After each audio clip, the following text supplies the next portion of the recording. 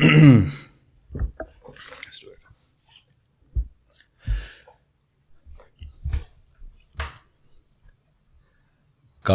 చెవులు, గుండె మూడు పెద్దవి చేసుకునే వినండి. ఇవాళ ఎపిసోడ్ అదిరిపోతుంది. Welcome to Gossip Tree. Vyasa Mahabharatam ఆధారంగా చెప్పుకుంటున్న ఉద్యోగ పర్వ కథలో ఉన్నాం. విదుర నీతి క్లుప్తంగా చెప్పుకున్నాం. వివరంగా ఒక 2-3 గంటలన్నా పడుతుంది. దాన్ని విడిగా ఇంకెప్పుడైనా చెప్పుకుందాం. ఎందుకంటే విదుర నీతి మొత్తం కూడా చాలా పెద్దది, చాలా వివరంగా రకరకాల అంశాలన్నీ మాట్లాడుతుంది. మనం కథని చెప్పుకునే ప్రక్రియలో అవన్నీ కూడా కాస్త అడ్డంగా ఉంటాయనిపించింది. అలాగే దాని వెంటనే సనత్ సుజాతీయం ఉంది, దాన్ని కూడా మనం చెప్పుకోవట్లేదు. ఎందుకంటే అది ఒక టోటలీ స్పిరిచువల్ సబ్జెక్ట్. మన రాజకీయ కథని బాగా పక్కకి తీసుకెళ్ళిపోతుంది అది. అలాగే నిజానికి అది చెప్పే పరిణితి, ఆ అనుభవం ఇంకా నాకు రాలేదు. అంత జ్ఞానం వచ్చినప్పుడు ఖచ్చితంగా చెప్పుకుంటాను. సరే, మర్నాడు ఉదయం అయింది. మనం మొత్తం విదురుడి నీతి అంతా కూడా రాత్రిపూట నుంచి జరిగేది కదా. మర్నాడు ఉదయం అయింది. సంజయుడు ధృతరాష్ట్రుని సభలోకి ప్రవేశించాడు. అందరూ ఉత్కంఠంతోనే ఉన్నారని చెప్పాలి. ఆ రోజు విశేషంగా సభ నిండిపోయింది. ఎందుకు మీరు ఆలోచించండి. సభలో కొంతమంది సాధారణ జనం కూడా ఉంటారు. రాజులు ఉంటారు, మంత్రులు ఉంటారు, సామంతులు ఉంటారు, ఉండొచ్చు కదా, పెద్దలు ఉండొచ్చు, పురోహితులు ఉంటారు, ఎవరెవరో ఉంటారు. అందరితో నిండిపోయింది, క్రిక్కిరిసిపోయింది. ఏదో కొత్త సినిమా రిలీజ్ అయినట్టు. సంజయుడు మంచిగా రాత్రి నిద్రపోయి లేచి వచ్చాడు. రాజేమో పైపై నిద్రపోయాడు, కాస్త అలా కూర్చుని ఉన్నాడు. విదురుడు కూడా మరి సరిగ్గా నిద్రలేదు కదా, మహామంత్రి స్థానంలో కూర్చుని ఉన్నాడు. భీష్మ, ద్రోణ, కృపులు, శల్యుడు, కృతవర్మ, సైంధవుడు, అశ్వత్థామ, వికర్ణుడు, యుయుత్సుడు, ఇలా మొదలైన వాళ్ళందరూ కూడా వచ్చి ఆ తర్వాత రాజు, రారాజు వచ్చారు. బంగారంతో చెక్కిన అందమైన ఆసనాలపైన పెద్దలుండగా సంజయుడు తన స్థానంలోకి వచ్చి కూర్చున్నాడు. రాజు వచ్చాడు, అందరూ లేచారు, పలకరింపులు అయ్యాయి. అప్పుడు సంజయుణ్ణి విదురుడు ప్రవేశపెట్టాడు. పాండవుల వద్దకి వెళ్ళిన సంజయుడు నిన్న రాత్రే తిరిగి వచ్చాడు, తన నోటనే మనం అక్కడ విశేషాల్ని విందాం అని చెప్పాడు. సంజయుడు సభకి నమస్కరించి, సభాసదులారా, రాజు నన్ను పంపగా నేను సంధి ప్రయత్నానికి పాండవుల దగ్గరికి వెళ్ళా. అక్కడ పాండవులందరూ కూడా ఇక్కడ వారిని పేరు పేరునా కుశలం అడిగారు. పెద్దలు భీష్ముణ్ణి, ద్రోణుణ్ణి, కృపాచార్యుణ్ణి. ధృతరాష్ట్రుడు మధ్యలోనే కట్ చేశాడు. రాత్రంతా చెప్పేశావు కదా ఇవన్నీ. అవన్నీ కాదు, మ్యాటర్లోకి రా. ఏంటా మ్యాటరు? పృచ్ఛామి త్వాం సంజయ రాజమధ్యే కిమబ్రవీద్వాక్యమదీన సత్వ ధనంజయస్తాత యుద్ధాం ప్రణేత దురాత్మనాం జీవితచ్చిన్మహాత్మా. ఇంతమంది పెద్దలు రాజుల మధ్య అడుగుతున్నాను, అర్జునుడేమన్నాడు? ఎలాంటి సైన్యాన్నైనా ఓడించగల సమర్థుడు, నా లెక్కలో పాండవ పక్షానికి యుద్ధ నాయకుడు. తన అభిప్రాయం ఏంటి? ఏమన్నాడు చెప్పు అని అడిగాడు. ధృతరాష్ట్రుడికి రాత్రి విషయాలు చెప్పలేదు కదా, సో ఆయనకి ఎంతసేపు అర్జునుడు ఏమన్నాడని కావాలి. పైగా మీకు గుర్తుంటే సంజయ్ రాయబారం జరిగినప్పుడు అక్కడ మనం అర్జునుడు సంజయుడికి ఏదో చెప్పాడు అని చెప్పుకున్నాం, కానీ ఏం చెప్పాడో చెప్పుకోలేదు. అక్కడ కట్ చేసాం. ఇప్పుడు కూడా ఇదేంటిది? వ్యాసుల వారి స్క్రీన్ ప్లే. ఆయన అక్కడ అలా చెప్పారు, మనం అందులో ఏది ఉందో అదే చెప్తున్నాం. ఆయన స్క్రీన్ ప్లే అది. అక్కడ రహస్యంగా ఏదో చెప్పినట్లు చెప్పారు, అది ఏంటని ఇక్కడ చెప్తున్నారు. అది రాజుకు కావాలి ఇప్పుడు. సంజయుడు అది గ్రహించి అన్నాడు, ధర్మరాజుని అన్నగా కాదు, తండ్రిగా, గురువుగా గౌరవిస్తాడు అర్జునుడు. అన్నమాటకి ఎదురు చెప్పడు. అన్నగారి సమక్షంలో అన్నగారి మాటని కృష్ణుడికి నచ్చేలాగా అర్జునుడు ఇలా అన్నాడు అని మొదలుపెట్టాడు. సంజయ, కురుసభ మధ్యలో చేరి దుర్యోధనుడు వింటుండగా ఈ మాటలు చెప్పు. దుర్భాషి, దురాత్ముడు, నాతో ఎప్పుడూ యుద్ధానికి సిద్ధపడే మందబుద్ధి, కాలం దగ్గర పడిన మూఢుడు కర్ణుడుండగా చెప్పు. మాతో యుద్ధం చేయడానికి సిద్ధపడ్డ రాజులందరూ నిలిచి ఉండగా చెప్పు. రాజు పక్కన అమాత్యులు, మంత్రులు ఉండగా, రాజు వింటుండగా ఇలా చెప్పు. అంటే చూడండి, ఎవడికి భయపడేది లేదు ఇక. చెప్పో అని చెప్పాడు అర్జునుడు. ఏం చెప్పాడు? అస్తి నూనం కర్మకృతం పురస్థాత్ అనిర్విష్టం పావకం ధార్తరాష్ట్రై ఏషాం యుద్ధం భీమసేనార్జునాభ్యాం తద్వాస్విభ్యాం వాసుదేవేన చైవ. ఆ ధార్తరాష్ట్రపుత్రులు ఇంతవరకు చేసిన పాపానికి శిక్ష అనుభవించకుండా బతికిపోయారు. అన్నగారికి రాజ్యం ఇవ్వలేదో, భీమార్జునులు, నకుల సహదేవులు, శ్రీకృష్ణుడు అందరూ కలిసి యుద్ధానికి వస్తారని చెప్పు. అంటే వాళ్లతో యుద్ధం వస్తుందని చెప్పు. అలాగే సైన్యేన ధ్రువ మాత్తా యుద్ధేన దృష్టద్యుమ్నేనాథ శిఖండినాచ యుధిష్ఠిరేణేంద్రకల్పేన చైవ యోపధ్యాన్ నాన్నిర్దహేద్గాం దివంచ. ఆయుధం పట్టిన సాత్యకితో, ఆపదకి జంకని దృష్టద్యుమ్నునితో, ఇంద్ర సమానుడైన మా రాజు నాయకుడు ధర్మరాజుతో యుద్ధం వస్తుందని చెప్పు. భూమి ఆకాశం దహించుకుపోతాయి. వీరితో యుద్ధం చేయాలని సుయోధనుడు అనుకుంటే మంచిదే, మాకు అదే కావాలి. నిజానికి మా రాజ్యం మాకివ్వకపోతేనే మేలులే సంజయ. మేము చేయదలుచుకున్న పనులు పూర్తి చేయొచ్చు. అన్యాయంగా తీసుకున్న ఆస్తిని అంతే గౌరవంతో వినయంతో తిరిగివ్వాలి. ఇవ్వలేదో ఇదే జరుగుతుందన్నాడు ప్రభు. నాన్నెంతకాలం పెద్దలకి మర్యాదని, వృద్ధులకి సేవని, ప్రజలకి నీతిని, శాంతిని ఇవ్వాలని ఊరుకున్నాడు. బంధువుల పట్ల ప్రేమని, పాపుల పట్ల జాలిని కలిగి ఉన్నాడు. ఇంక చాలు. అతనికి కోపం రాదని అనుకోవటం మూర్ఖత్వం. ఎంతటి శాంతరూపుడికైనా క్రోధం వస్తుంది. ఇప్పుడిక సమయం లేదు. మేమాయన కనుబొమ్మ పైకెత్తి చూసేంతవరకే ఆగేది. ఒక్కసారి వేలు చూపి ఆదేశం ఇచ్చాడో, సంజయ చెప్పు వెళ్ళి. వేసవిలో అంటుకున్న అగ్ని మొదలు మాత్రమే కనిపిస్తుంది. అది ఎటు వెళ్ళి ఎంత అడవిని కాల్చేస్తుందో ఎవడూ చెప్పలేడు. అలాంటిది ఆయన కోపం. భయంకరమైన వేగంతో, ద్వేషంతో, కోపంతో, ఆవేశంతో విషం కక్కుతూ నా అన్న భీముడు రథం మీద కనపడిన నాడు నీ సేనలు వణికిపోతూ రక్తం కక్కుతూ చస్తూ ఉంటే అప్పుడు దుర్యోధన, పశ్చాత్తాపం వస్తే ఏం లాభం? కవచం ధరించి అతనే యమునిలా శత్రువుని వెంటాడుతుంటే అప్పుడు నా మాటలు గుర్తు చేసుకుని వద్దని వారించినా ఏం లాభం? ఒక సింహం జింకల మధ్య ప్రవేశించినట్లు భీముడు దూకి ఒక్కొక్కడిని ఈడ్చుకుని పోయి చంపుతూ ఉంటే చూసి ఏమీ చేయలేక వణికిపోతున్నప్పుడు దుర్యోధన, నా మాటలు గుర్తొస్తాయిలే, కానీ ఎవరికి లాభం? అంటే ఇవన్నీ అర్జునుడు చెప్తున్నాడు దుర్యోధనుడికి. చిత్ర విచిత్రమైన గతులలో కదులుతూ, వ్యూహాలన్నీ భేదిస్తూ, నకులుడు రధికులని, ఏనుగులని, గుర్రాలని తరిగేస్తూ ఉంటే ఆ వేట చూసి వేటుపడిన మనసుతో దుర్యోధన, అయ్యో అనుకున్నా ఎవరికి లాభం? అర్జునుడు చెప్పాడే అని అనుకుంటావు. సరే అలా కానీ 12 అడవుల్లో బుసకొట్టే పాములాగా నకులుడు ఎదురుచూస్తూ ఇవాళ యుద్ధం అన్న వంక దొరికితే ఊరుకుంటాడా? సర్వ సైన్యం ఒక పక్క, సహదేవుని ఆవేశం ఒక పక్క. అలా ఉండగా అసలు నీ కురుసేన ఎలా తట్టుకోగలదు మమ్మల్ని? అలాంటి నకుల సహదేవులు వచ్చి మీ సేనని వేటాడుతుంటే అప్పుడన్నా గుర్తొస్తాయా నా మాటలు? బాలురైన మహావీరులు, ఉపపాండవులు పౌరుష ప్రతాపాలను చూసి వీళ్ల జోలికి ఎందుకు వెళ్ళానరా అని పశ్చాత్తాపపడతావు చూడు, అప్పుడు గుర్తొస్తాయి నా మాటలు.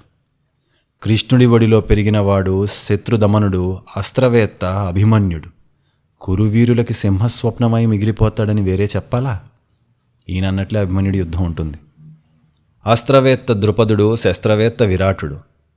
వృద్ధులైన ఇంతటి యుద్ధాన్ని చేస్తున్నారే అని ఆశ్చర్యపోయి ఆనాడు అర్జునుడు చెప్పనే చెప్పాడు, ముందే ఆలోచించుకోవాల్సింది అని పశ్చాత్తాపపడతావా? సంజయ, నీ రాజు ఏ భీష్ముణ్ణి చూసుకుని యుద్ధానికి దూకుతున్నాడో అతన్ని ఎదుర్కొనేందుకు శిఖండి ఇక్కడ ఉన్నాడని తెలీదా? సమస్త యోధులలో అందరి మదిలో కూడా మేటి యోధుడు అనగానే వచ్చే మొదటి పేరు సాత్యకిది. అతని ఆవేశాన్ని మీ కురుసేన తట్టుకోగలదా? బెంబేలెత్తి పారిపోతున్న ఆ పూట మీ దుర్యోధనుడు పశ్చాత్తాపడితే ఏం లాభం? ఇంకా సంజయ, వేరుగా చెప్పాలా? యథారథం హేమమణి ప్రకాశం శ్వేతాశ్వయుక్తం వానరకేతుముగ్రం దృష్ట్వా మమాప్యాస్థితం కేశవేన తదా తప్స్యత్స్య కృతాత్మా సమందః. బంగారు మణులతో ప్రకాశిస్తూ ఒక రథం, అగ్నిదేవుని వరం.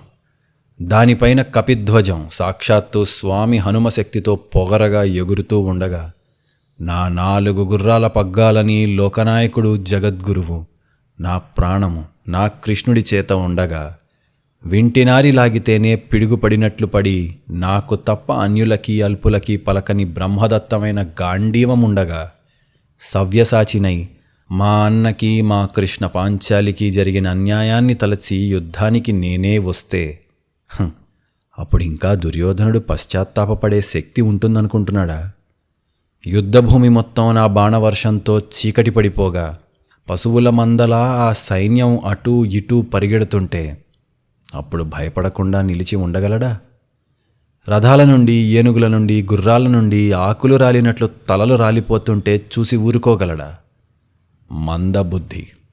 ఎదురుగా వస్తున్న యముణ్ణి గుర్తుపట్టలేక రేగిన పరాగంలో చెలరేగిన గాంధీవపు దెబ్బలకి తన సైన్యమంతా తెగిపడిపోతుంటే తట్టుకునే ధైర్యం ఉందా? ఇది యుగాంతమా అనిపించేలాగా మా పాండవసేన చేసే యుద్ధాన్ని వెనక నుండి చూసి ముందుకి ఒక్క అడుగన్నా వేయగలడా?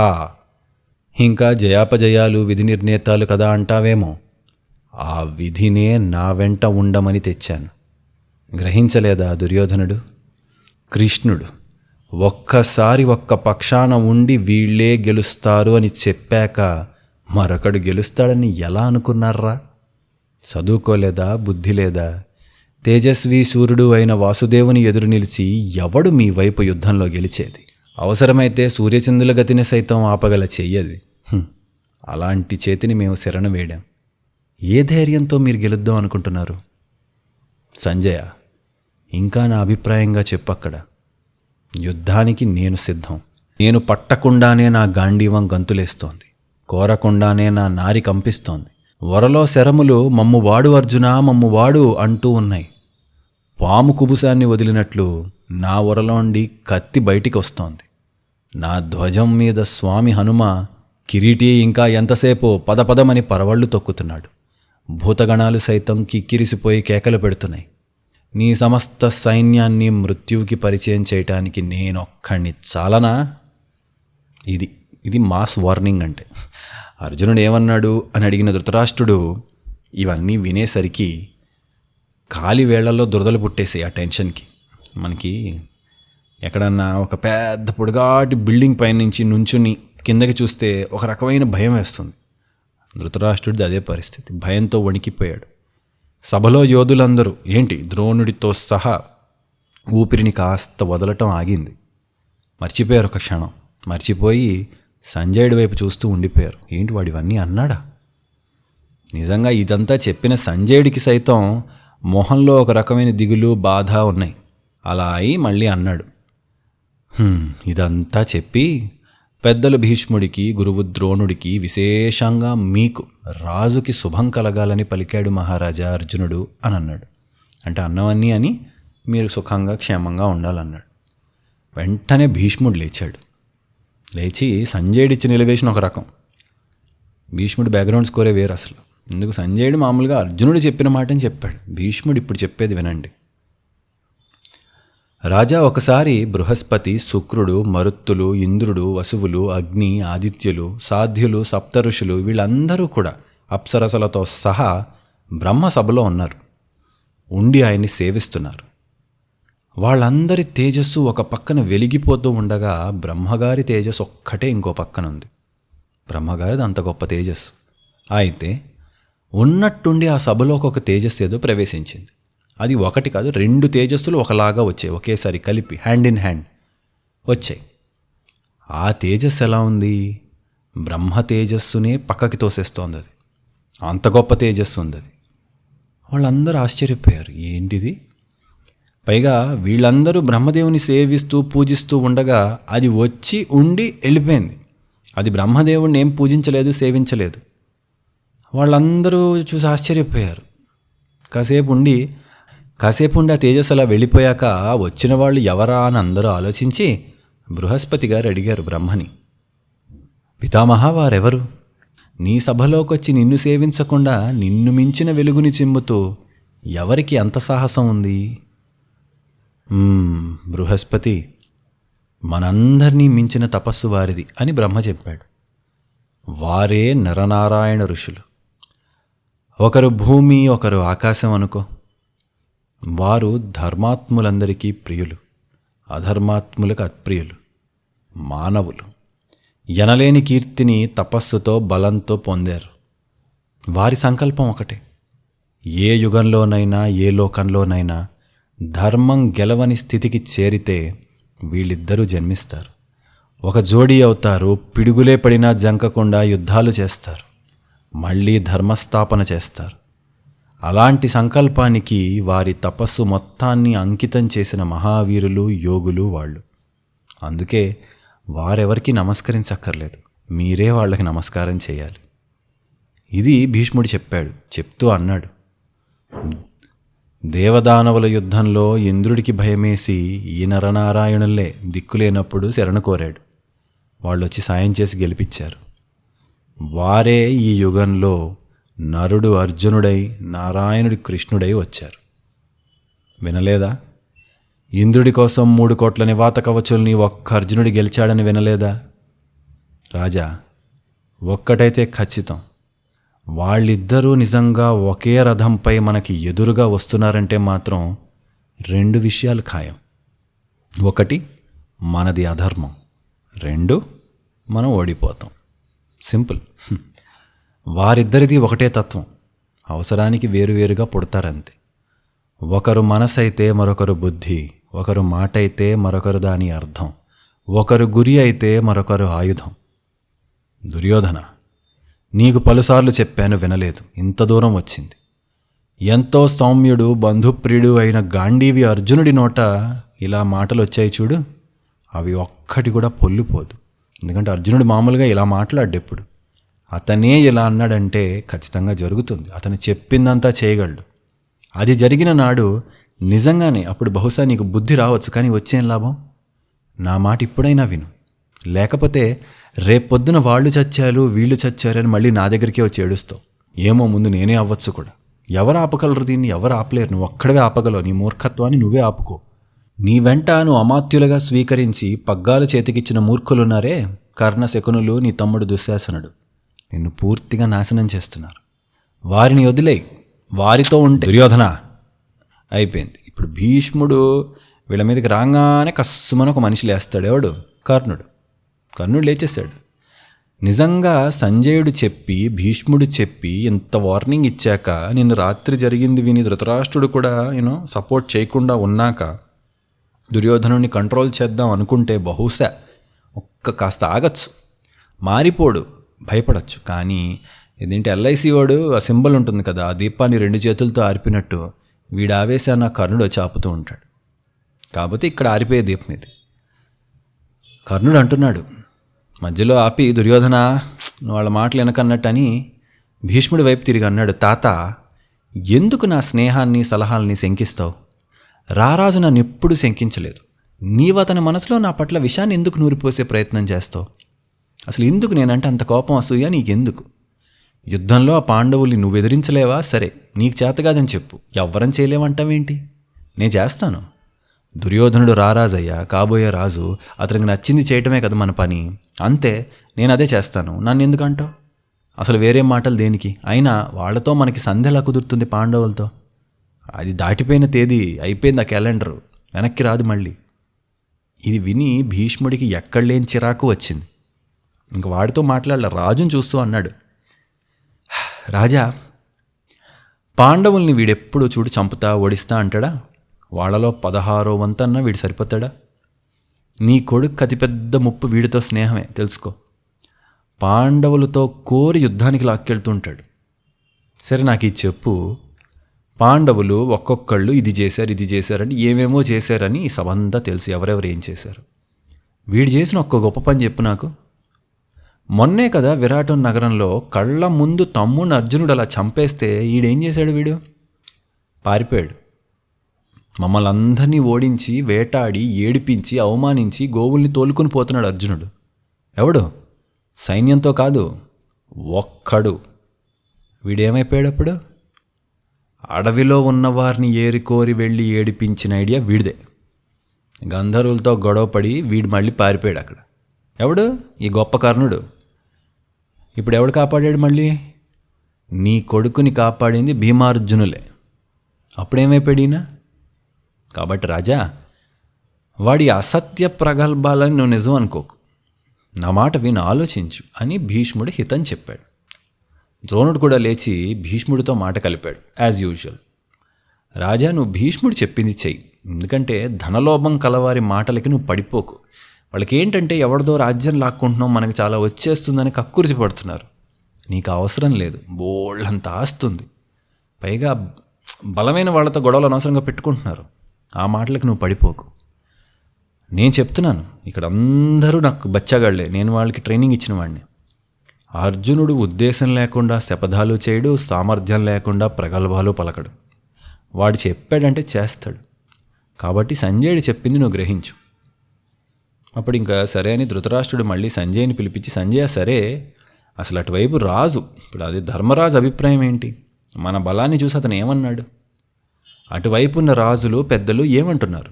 యుద్ధం వద్దని అసలు ఎవరు చెప్పట్లేదా? నువ్వు వెళ్ళావు, ట్రై చేసావు, అంతా ధర్మరాజే మాట్లాడా, వేరే వాళ్ళు ఏం మాట్లాడలేదా? ధర్మరాజుని రెచ్చగొడుతూ ఎవరైనా ఉన్నారా? పోనీ ఆ వివరాలు ఏమైనా చెప్పు నాకు.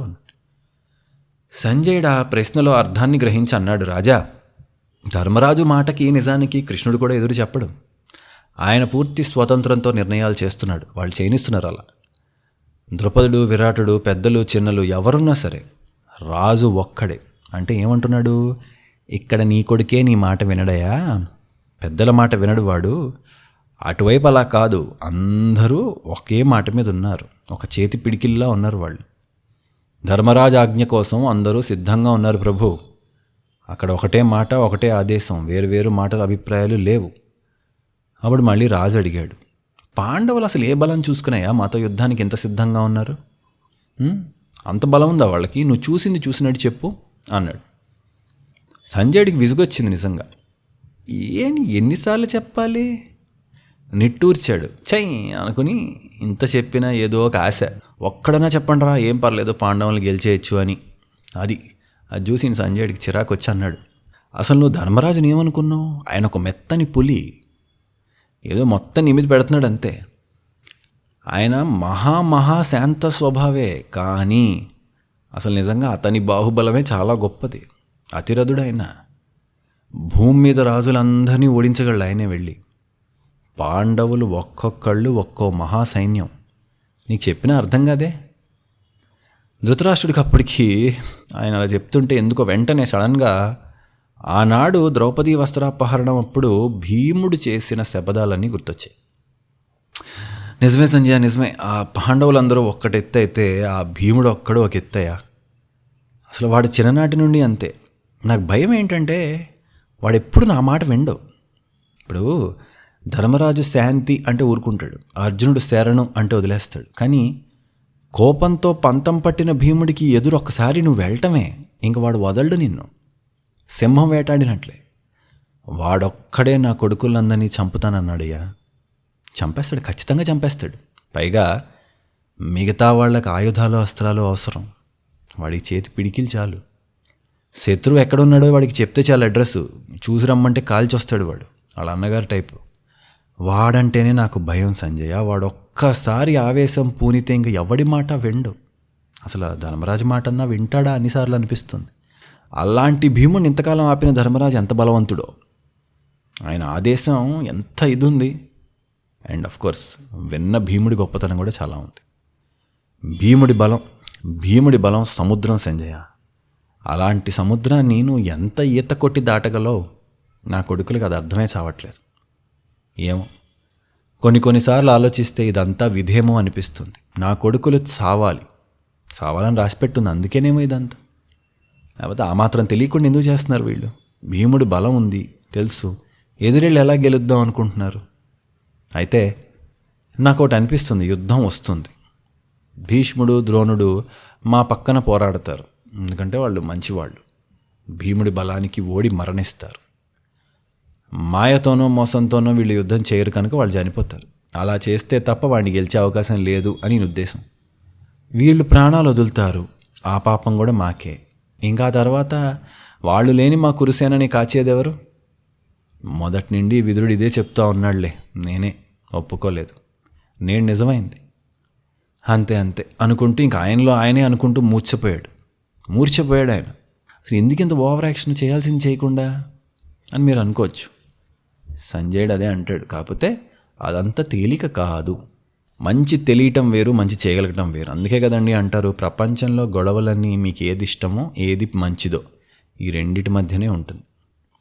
సంజయుడు ధృతరాష్ట్రుడు రోదనంతా విని అన్నాడు, ఎందుకు ఇదంతా? ఎలా మాట్లాడాడో చూడండి, మీరు గమనించండి. ఎంత ధైర్యంగా అంత సభలో రాజుతో మాట్లాడుతున్నాడు. రాజా, నీకెందుకు ఈ బాధ? భీముడి బలాన్ని గురించి, అర్జునుడి బలాన్ని గురించి భయం దేనికి నీకు? మొదటి నుండి నువ్వు పాండవులకి కీడు చేస్తూనే ఉన్నావు. ఏదో నీ కొడుకుని అతని మీదకి నెట్టేయక మొత్తం. ఉత్తమమైన తండ్రి ఎప్పుడూ కూడా కొడుకుకి బుద్ధి నీతి చెప్పగలగాలి. అందుకే తండ్రి గురువు అవుతాడు. అలా చెప్తేనే. నువ్వు సరైన గురువువి కాదు అంటే తండ్రిగా నువ్వు ఫెయిల్యూర్. నీకు తెలిసి ఈ కురుజంగాల దేశాలన్నీ కూడా పాండురాజు సంపాదించినవి. నిజానికి ఆయన తలుచుకుని ఉంటే నిన్ను పదవి నుండి తప్పించి తను సింహాసనం మీద ఎక్కచ్చు, లేకపోతే సైలెంట్ చంపేయచ్చు అసలు. కానీ అలా చేయలేదే. నిన్ను సింహాసనం మీద ఉంచి తను పాలన చేశాడు. అంత మంచివాడు. ఈ రాజ్యం నిజానికి ఆయన పాలించి పెంచి పోషించింది. ఆ మాట ఈ సభలో అందరికీ తెలుసు. ఎవరన్నా కాదంటారా? నువ్విదేదో నీ రాజ్యంలాగా భావించి నువ్వు నీ కొడుకులు అనుభవిస్తున్నారే. సరే, అనుభవిస్తే ఒక రకం, వాళ్ళది యజమానులది కూడా లాక్కుంటున్నారేంటి? తప్పు కదా. ఆనాడు గంధర్వుల చేతిలో నీ కొడుకు నిజంగా చావాల్సిన వాడు కదా. కాపాడింది ఎవరు? పాండవులే కదా. ఆ పాండవులు అసలు అడవి వెళ్ళటానికి నీ కొడుకు ఎంత కారణమో నువ్వు కూడా అంతే కారణం. వారితో పాటు నువ్వు కూడా సంతోషించావు. నాకు తెలుసు ఆ రోజు. నా కొడుకుని ఎలా మార్చాలి, నా కొడుకు మూర్ఖుడు, ఇవన్నీ కాదు. తన మీద వేసేయకు. నువ్వేం చేసావు? నువ్వేం తక్కువ తినలేదు. కాబట్టి నీ ఏడుపు, అసమర్థత ఇదంతా ఆపేయి. చేయాల్సింది చేస్తే మంచిది.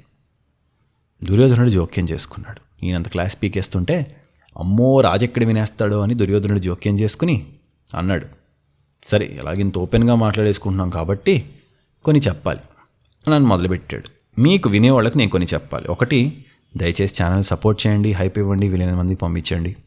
మహాభారతం అనగానే చాలామంది గొప్పవాళ్ళు, పెద్ద పెద్దవాళ్ళంతా చెప్పుకుంటారు. ఒక్కొక్కళ్ళు ఒక్కొక్క యాంగిల్లో చెప్తారు.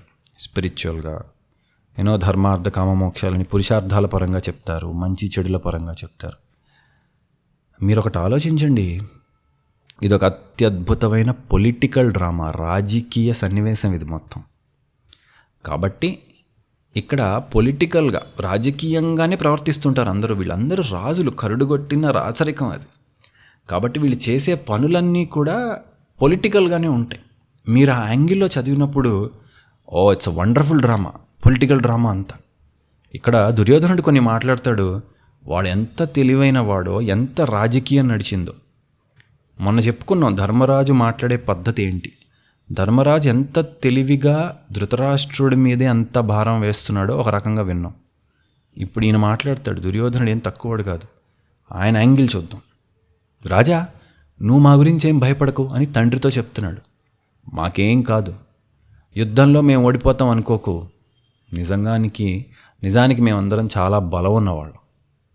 నీకు అసలు ఏం జరిగిందో తెలుసా అని ఇప్పుడు ఏం చెప్తున్నాడంటే ఒక నెరేటివ్ బిల్డ్ చేస్తున్నాడు ధృతరాష్ట్రుడికి. సభలో, మీరు ధృతరాష్ట్రుడు అంటే రాజుకు మాత్రమే అనుకోకండి, సభలో పెద్దలకు ఒక నెరేటివ్ క్రియేట్ చేస్తున్నాడు, ఒక కథని చెప్తున్నాడు. ఒకటే జరిగిన అంశాన్ని మనం రకరకాలుగా చెప్పచ్చు. అదే తెలివి. ఏం చెప్తున్నాడు చూడండి. అతని గూఢచారుల ద్వారా విన్నది చెప్తున్నాడు. ఏంటి జరిగింది అదే, కానీ తన వర్షంలో. వనవాసం అప్పుడు పాండవుల దగ్గరికి కృష్ణుడు పెద్ద యాదవుల సైన్యాన్ని తీసుకుని వెళ్ళాడు. కేకేయ రాజులు, దృష్టకేతువు, ద్రుపదుడు, ఇంకా ఎందరో వెళ్ళారు. ఎప్పుడిది, మీరు అరణ్యపర్వం మొదట్లో వీళ్ళు అడవులకి వెళ్ళిన కొద్ది కాలానికి మొదట్లోనే పరామర్శకి వాళ్ళందరూ వస్తారు. అప్పుడు సీన్ అనమాట. వనవాసం అప్పుడు పాండవుల దగ్గరికి కృష్ణుడు పెద్ద సైన్యాన్ని అప్పుడు తీసుకెళ్ళాడు. మమ్మల్ని అందరినీ నిందించి తిరిగి రాజ్యం పొందడం గురించి పాండవులతో ఆలోచించారు అప్పటికప్పుడే. కృష్ణుడు అన్నాడట, కౌరవులందరూ చంపదగిన వారే, భీష్మాదులతో సహా. విదురుడు తప్ప అందరూ నశించాలి. ధృతరాష్ట్రుడు ముసలివాడు, వృద్ధుడు, పెద్దవాడు, గుడ్డివాడు, వదిలేయండి అని ఆనాడే ప్రణాళిక వేసుకున్నారు నాన్న. కనుక రాజా, ఇదేమీ మేము తెస్తున్న యుద్ధం కాదు, మేము ఆపగలిగే యుద్ధం కాదు. వాళ్ళు మనని చంపాలని నిర్ణయించుకున్నారు. మరి మన కర్తవ్యం ఏంటి? వాళ్ళకంటే ముందు మనమే చేయాలి కదా. చూడండి, ఇది మ్యానిపులేషన్ అంటే. ఎందుకంటే విషయాన్ని తిప్పి మాట్లాడడం అంటే ఇదే. అవును, ద్రౌపదికి అలా చేయడం తప్పు. ఆ తప్పుకి కోపం వచ్చి కృష్ణుడు అలా అన్నాడు అని నువ్వు ఆలోచించాలి. ఇది ఎలా ఉందంటే ఇప్పుడు దాన్ని ఎలా తెస్తున్నాడు, వాళ్ళు ఎలాగో మనని చంపేద్దామని ఫిక్స్ అయ్యారు నాన్న, మనం ఎందుకు తగ్గాలంటున్నాడు. మనం తగ్గినా వాళ్ళు ఊరుకోరని చెప్తున్నాడు. రాంగ్. ఊరుకుంటారు. ఒక తప్పు చేసేసి ఎవడన్నా వచ్చి అరే నువ్వు తప్పు చేసావు కదరా అంటే అదిగో నన్ను తప్పు చేసావు అన్నావు, నువ్వు నాతో గొడవ పెట్టుకుంటున్నావు, సరే ఇంకా తప్పులు చేస్తా, నువ్వు ఎలాగో నన్ను అంటున్నావుగా అన్నట్టు ఉంది. గడుస్తున్నావు. అది కౌరవులు తప్పు చేశారు కనుక, పాండవులకి బలం ఉంది కనుక వాళ్ళు కోపంగా కాస్త ప్రతీకారపు మాటలు మాట్లాడుకున్నారు.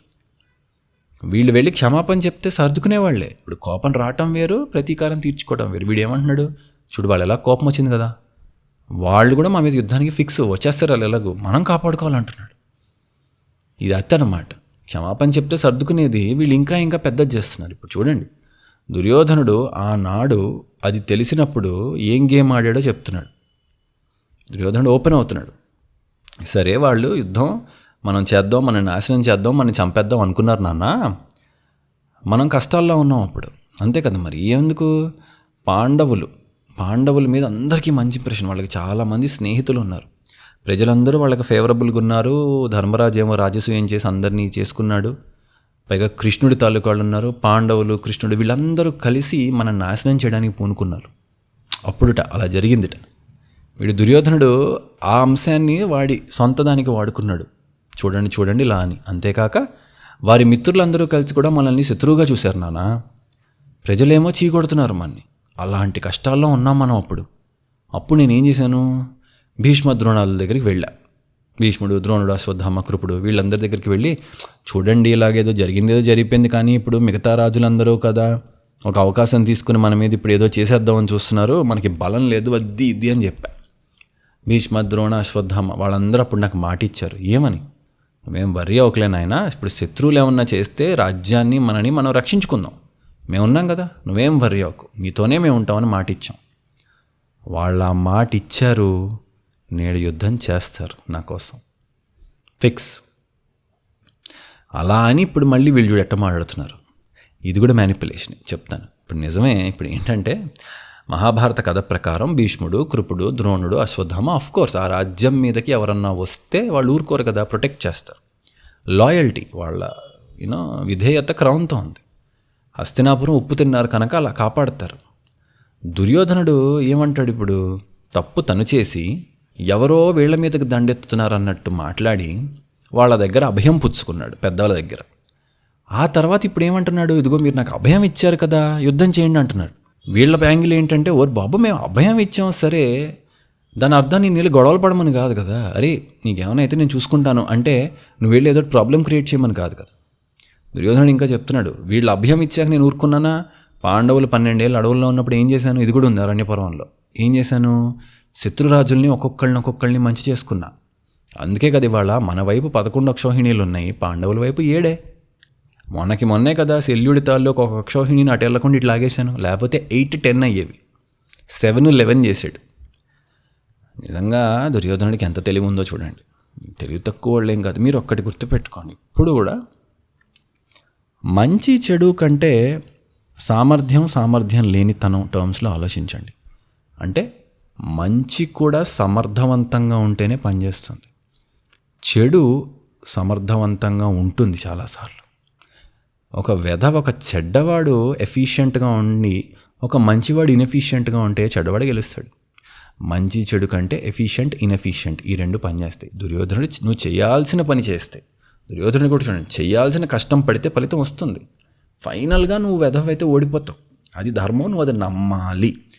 అది కూడా ఎలా ఓడిపోతావు, ఈ ఎదుటివైపు ఉన్న మంచివాడు కూడా వాడి సామర్థ్యాన్ని పెంచుకుని ఎదురు ఫైట్ చేస్తూ ఓడిపోతారు. మంచివాళ్ళందరూ చేతులు ఎత్తేస్తే కుదరదు.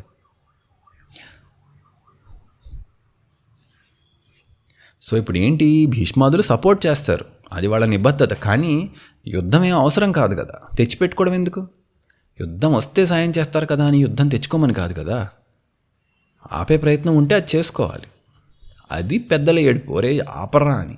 ఇది వీడి తెలివి, మీరు మాటిచ్చారు చేయాలని. వాళ్ళేమో మమ్మల్ని యుద్ధంలోకి లాగకరా అంటారు, వీడేమో యువర్ ఆల్రెడీ ఇన్ బ్రో అంటాడు. వీడి తెలివి ఏంటంటే, ఒప్పుకున్నావు కాబట్టి చచ్చినట్లు చేస్తావు. ఎందుకండి, ఇవాళ కూడా అంతర్జాతీయ రాజకీయాల్లో అలాగే ఉంది కదా.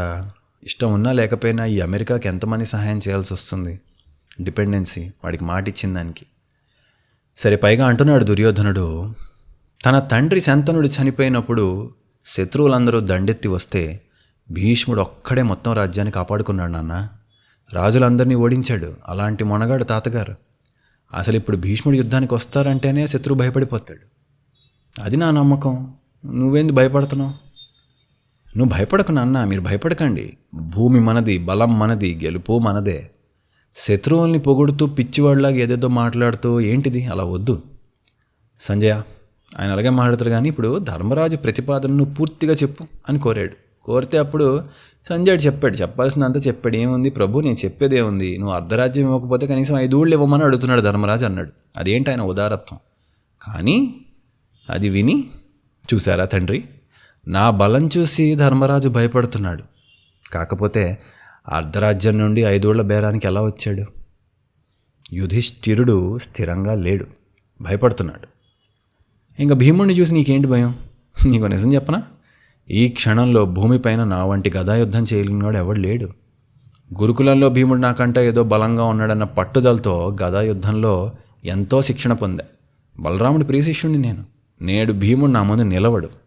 అందుకే గదాయుద్ధంలోనే ఆ భీముణ్ణి అందరూ చూస్తుండగా యమలోకానికి పంపాలని నా కోరిక. అది జరగాలంటే యుద్ధం చేయాల్సిందే. కాబట్టి నువ్వు భయపడకు తండ్రి. ఒక్కసారి ఆ భీముడు చనిపోతాడు, అందరు వీరులు కలిసి అర్జునుడిని చంపేస్తారు. ఇక మిగతా వాళ్ళు ఏముంది? అసలు మనం గెలవ్వు అని నువ్వు అనుకోవడానికి అవకాశం ఏంటో నాకు కనిపించట్లా. ద్రోణుణ్ణి కానీ, అశ్వత్థామని కానీ, కృపుణ్ణి కానీ చంపగలిగిన వాడు ఎవడు? అసలు మనకు ఓటమి లేదు, నువ్వు వరి అవ్వకు. ఏదో అర్జునుడు విరాట పర్వంలో గెలిచాడు, కానీ వీళ్ళందరూ నిజంగా కోపంగా యుద్ధం చేస్తే అర్జునుడు నిలవలేడు. అసలు ఇదంతా ఒక ఎత్తయ్యా. నువ్వు అమోఘమైన భయంకరమైన శక్తి ఇంద్రుడి దగ్గర కర్ణుడు పుచ్చుకున్నాడు. కర్ణుడి శక్తి ముందు అర్జునుడు ఎలా బతుకుతాడు? అది వాడతాడు. అది వాడితే అర్జునుడు ఎలా బతుకుతాడు? అసలు అర్జునుడు లేని సేన ఇంకేం మిగులుతుంది? మేమంతానేమో ఇలా లెక్కలేసుకుని ఇంత ధైర్యంగా ఉంటే నీకెందుకు సంకోచం? ఎందుకు ఈ నిరాశ? ఎవడో ఏదో చెప్తాడు అని నమ్మకు నువ్వు. నేను అన్నీ తెలిసే చేస్తున్నా, భయపడక అంటాడు. నేను అన్నీ తెలిసే చేస్తున్నాను, డోంట్ వరీ. ధృతరాష్ట్రుడు విని మళ్ళీ సంజయుడి వైపు తిరిగాడు. సంజయ, వీడు చెప్పినట్లు అసలు అటువైపు అలానే ఉందా పరిస్థితి? పాండవులు యుద్ధానికి సిద్ధపడిపోయారా? వాళ్ళ శక్తులేంటి వివరంగా చెప్పు, వాళ్ళ మూడేంటి అసలు? సంజయుడు చెప్తూ అన్నాడు, రాజా, ధర్మరాజు అయితే యుద్ధకాంక్షతోనే ఉన్నాడయ్యా. రాజ్యం ఇస్తే చేయడు, కానీ సిద్ధంగా ఉన్నాడు. వాళ్ళకి 5 అక్షౌహిణీల సేన ఉంది. వృష్ణి అంధక వంశాలకు చెందిన చేకితానుడు, సాత్యకి వీళ్ళిద్దరూ చేరి 1 అక్షౌహిణి తెచ్చారు. సో 2 అక్షౌహిణీలు. కృష్ణుడేమో ఒక్కడే వచ్చాడు. సరే, సత్యజిత్తు మొదలైన 10 మంది కొడుకులతో కలిసి దృష్టద్యుమ్నుడి నాయకత్వంలో ద్రుపదుడు 1 అక్షౌహిణి. సో ఇది 3. శంఖుడు, ఉత్తరుడు ఈ కొడుకులతో కలిసి 5 తమ్ముళ్ళని వెంటబెట్టుకుని ఇంకొక అక్షౌహిణి తెచ్చి ఎవరు? విరాటరాజు. 4 అయినాయి.